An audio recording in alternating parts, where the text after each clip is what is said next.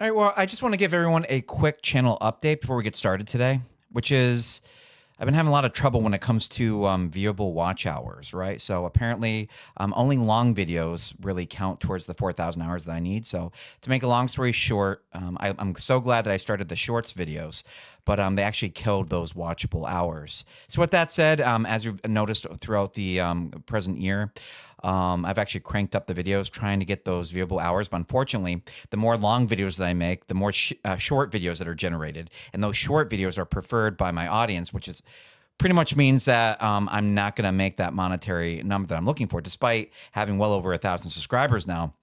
Again, those 4,000 watchable hours that I need is just not going to happen. So at least for now, I want to focus on quality of the videos versus quantity. Because of course, over the past year, you've noticed that I've been really cranking these videos out twice per week. And, you know, I'm proud of that content, but I can do better, right? And so one of the ways I can do better is having more time towards each individual video.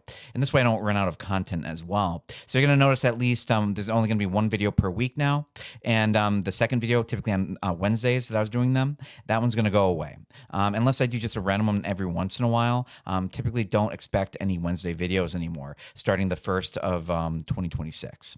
Okay, so with that said, enjoy the upcoming video, and hopefully here's more to come when it comes to better content for all my viewers. Thank you again for watching.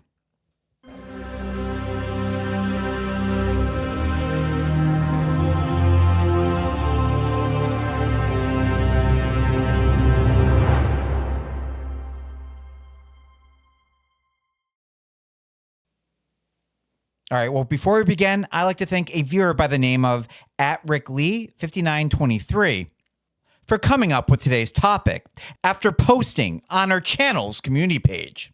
Admittedly, I first indicated that such a topic would be hard to broach due to the associated specificity of his request and limited scope that the Urantia Book conveys surrounding worship. However, I believe I was able to piece things together nicely for today's video. Rick indicated that Christianity quite often portrays worship as singing and giving of finances and hearing a message on a particular day. He then asked if I could expand on one of my videos, the topic of worship. All right, Mr. Lee, well, today's the day we're going to investigate this topic for you. Associated with the phenomenon of worship as indicated by the Urantia Book. A follower of the Urantia Book approaches worship not as a ritual, nor as a duty, nor as a prescribed formula, but as a living, evolving relationship with the divine personalities who stand at the center of all reality. Worship, in this understanding, is the highest privilege of an ascending creature, the soul's most intimate and exalted act, and the natural response of a being who has glimpsed, even faintly, of the beauty, truth, and goodness of the Universal Father, the Eternal Son, and the Infinite Spirit. And of course, the Creator Son, known on our world as Jesus Christ Michael. We learn that the action of worship is a badge of spiritual ascension candidacy, found in 36:5-11. Speaking of badges, we also learn that the possibility of recognition of having a sense of guilt is a transcendent distinction from mankind against our lower animal creature orders, located in 89:10.4. And that unselfishness is the badge of human greatness in 140:4.6. So in other words, when it comes to my dog stealing a taquito from one of my sons, through a selfish act, they generally don't feel guilty when they get the nonverbals from dad that they did something wrong. What people generally typically see with the dog is fear or anxiety and not guilt like we would experience. To worship the Trinity and Christ Michael is to enter into a personal, experiential communion with the very source of personality, love, and spiritual destiny. It is to allow the inner life to be shaped by the divine presence that dwells within and the divine sovereignty that surrounds all creation. A student of the Urantia Book learns early that worship is not something one performs to please God, nor something one offers to gain favor. Contrastingly, then again, the actual function of worship is perhaps one of the quickest ways of gaining God's attention, since all sincere methods of worship go directly to Him. In other words, we learn in 5:3.2 that while all formal prayers or communications typically find its way to either Christ Michael or the Eternal Son, sincere adoration or worship of our Heavenly Father does most certainly make its way directly to the Father's personality circuit.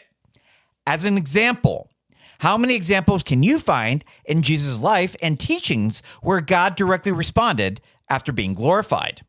The best example I can find is located in 174, 5.10, where Jesus gave one of his last lectures, and after Jesus indicated that he would not have God save him during his awful approaching hour, Jesus' personalized thought adjuster responded with the following private message for Jesus. I have glorified my name in your epistles many times, and I will glorify it once more. This to me symbolizes an immediate response that is available to God, unlike other circuits of communication that can be delayed. To me, God glorifying themselves and man worshiping God are two sides of the same coin. Worship is a spontaneous, joyous, and reverent expression of a soul awakening to the reality of its origin and destiny. Now, this is where things get a little bit confusing. In 111, 6.10, we learn that pride is deceitful, intoxicating, and sin-breeding, whether found in an individual, a group, a race, or a nation. It is literally true. Pride goes before a fall. However, if we rewind to a previous paragraph in 111, 6.9, we learn that reasonable self-confidence is not to be deplored. Is it reasonable for God to be proud of their achievements and, of course, creation? What would it mean if God could not glorify themselves? That would indeed be a tarnished reflection of all he has created. Hence are the many shades of gray that most therapists live by day to day. Two sometimes polar truths that can exist at the same time, where context is everything. In psychology, one form of this can be Carl Jung's enantiodromia, or running counter to, that describes how extreme one-sided tendencies or states eventually transform into their opposite. In hermeneutics, we learn the principle of polarity, where everything has poles or its pair of opposites, and though differing in degree, their extremities eventually meet. Once more, man's ability to transcend himself is the one thing which distinguishes him from the animal kingdom. The Universal Father, as described in the book, seeks only the free, wholehearted devotion of his children. And even that devotion is not demanded, but invited. Worship is the child's loving response to the Father's infinite affection that is returned for God's adoration of his creation. It is a natural and spiritual response to reciprocating love and respect, even to material creatures. It is a recognition that the Father has already given us everything: life, personality, the indwelling adjuster, an obstacle to overcome, granting us purpose, and the eternal path of ascension. Worship is the soul's way of saying yes to that gift. The Father is not distant, abstract, or unreachable. He is the most intimate presence in the universe, dwelling within the human mind as the thought adjuster, guiding, inspiring, and gently urging the soul toward higher meanings through his agents.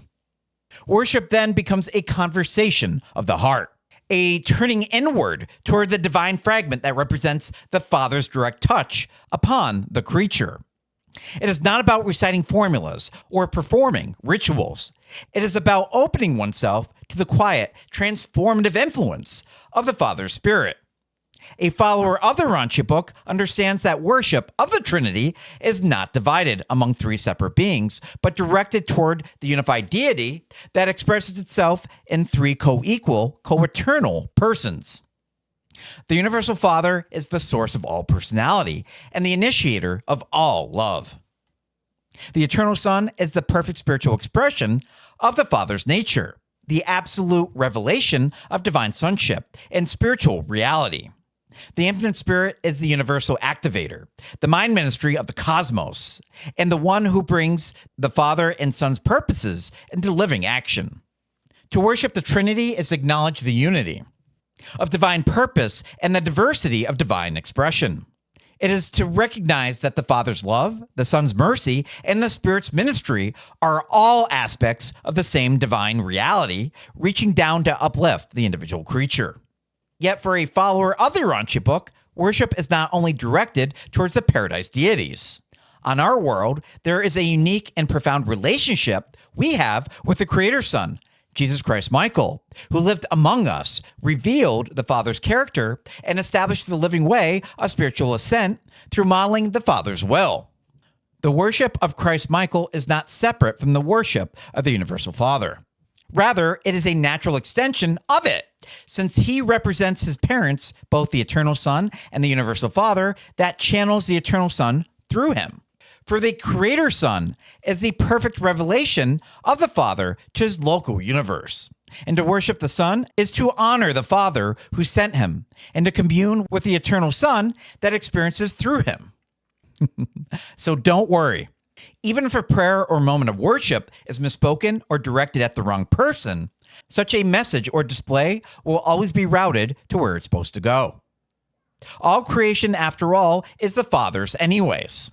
Christ Michael is the absolute sovereign of our universe, the creator of our world, and the one who personally experienced mortal life, death, and resurrection.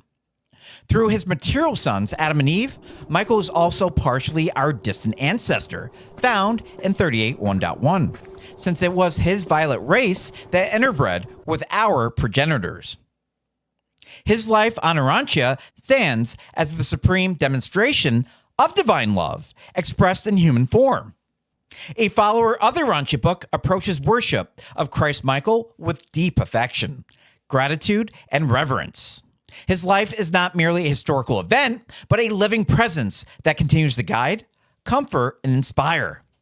Worshiping Christ Michael is not about elevating a distant deity, but about entering into a personal relationship with the one who understands human experience from the inside. He knows your struggles, fears, hopes, and joys of mortal life because he's lived them. Christ Michael knows the path of spiritual growth because he walked it as a man. Through the Spirit of truth, Christ Michael still very much is an active part on our planet, and perhaps one of the most intimate means of human understanding, twice removed from God's thought adjuster and personality circuit. And of course, the mind circuits of the infinite spirit. Worship of Christ Michael becomes a celebration of the divine made accessible, the infinite made personal, the universal made intimate. In the narrative of the Urantia Book, worship is always voluntary, always personal, and always an expression of love. It is not commanded by the Trinity, nor demanded by Christ Michael, nor God themselves. Instead, it arises naturally as the soul grows in awareness of divine reality. Worship becomes the soul's joyful recognition of truth, the heart's response to beauty, and the will's alignment with goodness. It is the highest act of the human mind, because it is the moment when the creature consciously reaches toward the Creator. A follower of the Urantia Book learns that worship is not confined to a place or time. It is not limited to temples, churches, or sacred spaces. We learn in 5.3.3 that worship is for its own sake.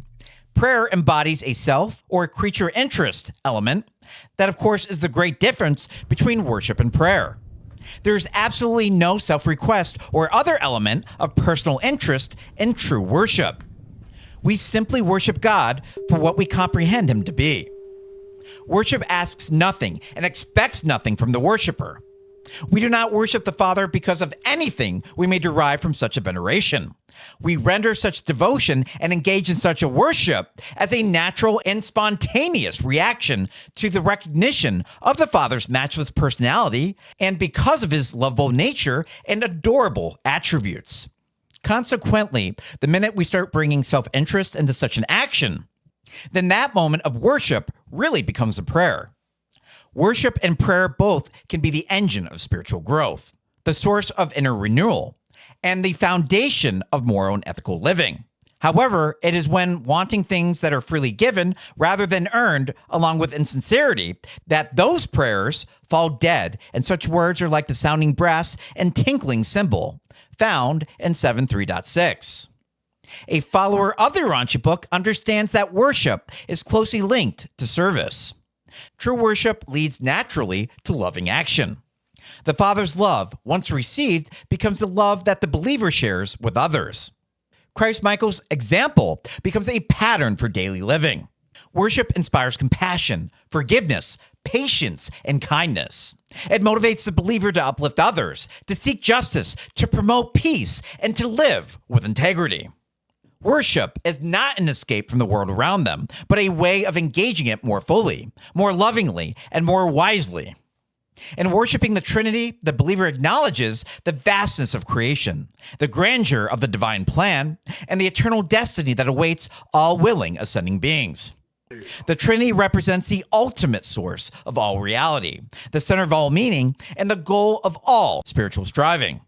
Worship of the Trinity is the soul's recognition of its place in the cosmic family, its connection to all other beings, and its journey towards paradise. It is an affirmation that life indeed has a purpose, that the universe is friendly, and that the divine will is always working for the good of all. The narrative of worship in the Urantia Book is one of ascent. It begins on a material world, with a mortal creature awakening to their spiritual reality. It continues through the mansion worlds, the Urantia spheres, and the spiritual realms of the universe. It culminates in the presence of the Father on paradise, where worship becomes the eternal joy of the perfected soul. Worship is the thread that connects the entire journey, the constant expression of the creature's love and desire for a relationship with the Creator, and the loving pull that stirs divine energies. Worship is not a cosmic concept, but a daily practice. It can be cultivated through meditation, prayer, reflection, and intentional living. It can be strengthened by studying the teachings of the Urantia Book, by seeking truth in all things, and by living according to the values revealed by Christ Michael. Worship becomes a habit of the heart, a way of seeing the world, and a source of strength in times of difficulty. A follower of the Urantia Book approaches worship with humility, recognizing that the finite mind can never fully comprehend the infinite. Yet this humility is not discouraging, it is liberating. It allows the believer to approach the divine with openness, curiosity, and trust. Worship becomes an adventure, a journey into deeper understanding, and a relationship that grows richer with time. A follower of the Urantia Book understands that worship is not about fear, obligation, or submission. It is about love, joy, and freedom. The Father does not demand worship. He invites it. Christ Michael does not require devotion. He inspires it. Worship is the natural response of a soul awakening to the beauty of divine reality. In the end, worship becomes the soul's highest expression of love. It is the moment when the creature reaches toward the Creator, when the finite touches the infinite, and when the human embraces the divine. It is the heart's recognition of truth, the mind's alignment with goodness, and the will's surrender to love. Much like the phrase, "A mother is God in the eyes of a child," that we find in William Thackeray's novel, Vanity Fair, God is that safe place with the ultimate assurance that spiritually nothing can get in the way of our reaching Him, besides, of course, ourselves. All right, so just something I want to add post-edit is what I found on the Urantia website here that states in 84.1.6, mother love is instinctive. It did not originate in the mores, as did marriage. All mammalian mother love is the inherent endowment of the adjudant mind spirits of the local universe, and is in strength and devotion always directly proportional to the length of the helpless infancy of the species. So if this concept is in question to anyone, motherly love most certainly is divine love. Worship is the soul's eternal song, the melody of its journey, and the expression of its destiny. To worship the Trinity and Jesus Christ Michael is to enter a relationship that grows richer with every sincere act of spiritual turning. A follower of the Urantia Book gradually discovers that worship is not something one learns all at once. It unfolds, it matures, it becomes more profound as the inner life becomes more attuned to the divine presence. In the early stages of one's spiritual awakening, worship may feel like reaching upward towards something distant, something beyond comprehension. Almost like imposter syndrome, the worshiper may start with dogmatic phrasing or terminology, but eventually through them flows out something entirely new as the soul finds its spiritual maturity. But as the believer grows, worship becomes more like resting in a presence that has always been near, a presence that has patiently waited for its recognition. The Trinity, as revealed in the Urantia Book, is not a theological abstraction, but the living center of all reality. The Universal Father is the source of all personality and the giver of all life. The Eternal Son is the perfect spiritual expression of the Father's nature, the absolute revelation of divine sonship. The Infinite Spirit is the universal minister, the one who brings the Father and Son's purposes into action throughout creation. To worship the Trinity is to acknowledge the unity of divine purpose and the diversity of divine expression. It is to recognize that the Father's love, the Son's mercy, and the Spirit's ministry are all aspects of the same divine reality, reaching down to uplift the creature. A follower of the Urantia Book understands that worship is not merely an act of the mind, but an experience of the soul. It is not about reciting words and most certainly not about performing rituals. If anything, in my mind, those patterns of behavior can be seen at times as being lazy or insincere. After all, if there is something you want to get off your chest and tell your Father that he already knows, by the way, no magical words or prayer gestures will make such a message better received.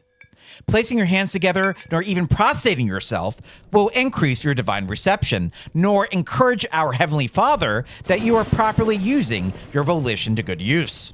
God's children are not helpless, and when needed, God is already providing to you what he knows that you require. In 3.3.2, this is reinforced when it says, your Father knows what you have need of, even before you ask him. Contrastingly, worship is about opening oneself to the divine presence. In worshiping Christ Michael, the believer embraces the personal, intimate, and accessible dimension of divine reality. Christ Michael is the bridge between the finite and the infinite, the one who brings the Father's love into the human experience. Worship of Christ Michael is the soul's expression of gratitude, devotion, and love for the one who lived among us, taught us, and continues to guide us. It is the recognition that he knows our struggles, fears, hopes, and joys of mortal life because he has lived them. A follower of the Urantia Book understands that worship is closely linked to service. True worship leads naturally to loving action. The Father's love, once received, becomes the love that the believer shares with others. Christ Michael's example becomes the pattern for daily living. Worship inspires compassion, forgiveness, patience, and kindness.